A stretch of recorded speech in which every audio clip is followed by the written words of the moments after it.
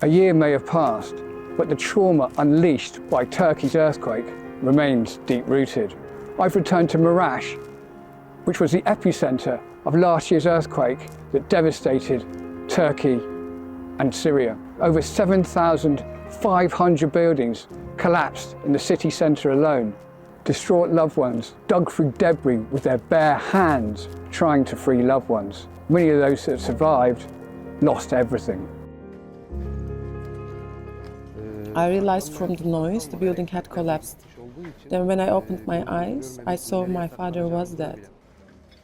When I was trying to escape, my arm was outstretched and pieces of a concrete column fell on my arm. I couldn't pull it back. Only my left side was free. My right arm and leg was under the column. I didn't want to move my left arm because the body of my niece was under my left arm. Hassan, can you tell me what happened to you and your family on the night of the earthquake? The night of the earthquake was a school holiday and the kids were at the grandparents' place. The earthquake started 4:17 a.m. and the walls began to collapse. At that moment, my wife and I hugged each other. We talked about how to get out and reach our kids. We weren't able to get out of the rubble for around an hour. Then we saw a hole above the door.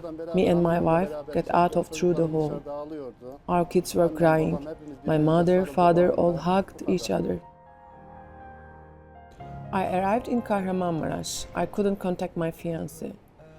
I found he was under the rubble. A few hours later, I found out my fiancé got out of the rubble safe and sound. But I still hadn't heard from my family.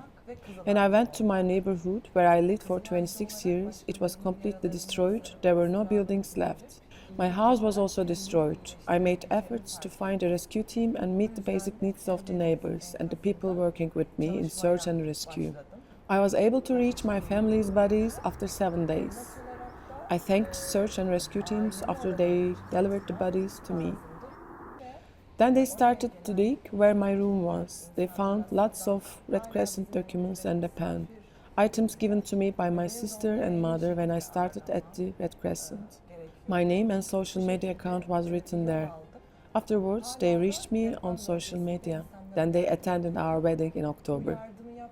They were with me on my happiest day as they were on my saddest day. They came from miles away. It was a surprise. I had kept my emotions in check, but when I saw the search and rescue teams, I started crying. It made me feel like my family was also present at the wedding. Reacting to the scenes of devastation, Sun readers dug deep to provide nearly £2 million to the Red Cross's emergency appeal. 12 months on, and the city centre is being cleared of rubble and rebuilding work is progressing. But the lives of the bereaved and destitute will take far longer to heal. This week, the Sun revisited the earthquake's epicentre to witness how readers' donations have helped rebuild shattered lives. Hassan, there's 8 of your family living in this tiny shipping container, including 3 young children. How difficult is it to raise a family in such conditions? We are uncomfortable here living with 8 people. We are getting bored. Sometimes we sit down to sleep. It's not good. The earthquake had a psychological impact on all of us. For example, post-traumatic stress disorder, both kids and adults. Creating social activity places, giving small gifts to show they are remembered, holding small consultations, creating playgrounds make a very important contribution to reducing trauma. People tell us, don't forget us, don't forget the earthquake. What help have you received from the Red Crescent? In the first couple of days, they built tent cities. They provided food boxes and hot meals for around 4 months. When we got to the container city, they continued the food boxes and hot meals. They provided us with a tarpaulin to cover the roof because it was leaking in winter, and water purification equipment. I already had a mental health problem. After the earthquake, I had panic attacks, so the Red Crescent gave me the psychological support.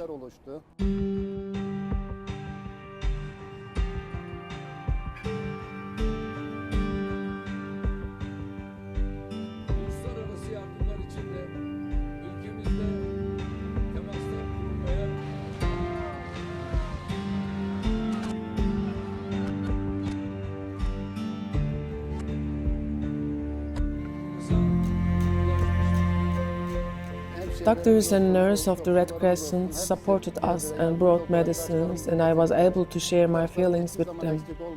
They took care of me. God bless them. I love them very much. I benefited from the psychological support. I wasn't able to sleep at night, but after making progress with psychological help, I can now get to sleep. Hassan, what is your message to readers of The Sun who raised almost £2 million to help people who suffered during the earthquake? I thank them very much. I hope they never face this kind of earthquake. I thank them again. I wish them to have great days with their kids. I wish them a healthy life. That's all. Yani bizi unutmadıkları I için feel lucky because they didn't forget us. olayın üzerinden belli bir Although zaman time has geçmesine passed, they are rağmen still hala helping insanlar us. için bir şey And I yaptıkları thank için them a lot. bu tarz sıkıntılarda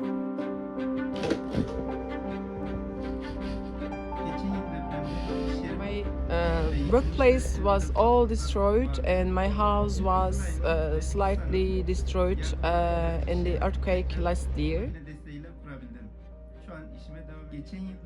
Thanks to the support provided by the Turkish Red Crescent and the Sun, I was able to restore my business. Thank you very much. As a Red Crescent worker, I realized I could heal myself by healing the wounds of the others by doing good. I can't change the earthquake. I can't change the destruction of our home. If there's one thing I can change, it's helping people heal their wounds. It's been amazing a year on after the earthquake here to see how people are rebuilding their lives. After the complete devastation, we have seen so many families with immense loss, but because of the generosity of the Sun readers, there is so much hope and people beginning to rebuild what they had and rebuild new lives. So thank you to all the Sun readers and thank you to the Turkish Red Crescent and the Red Cross Red Crescent movement for giving people the opportunity to hope and rebuild.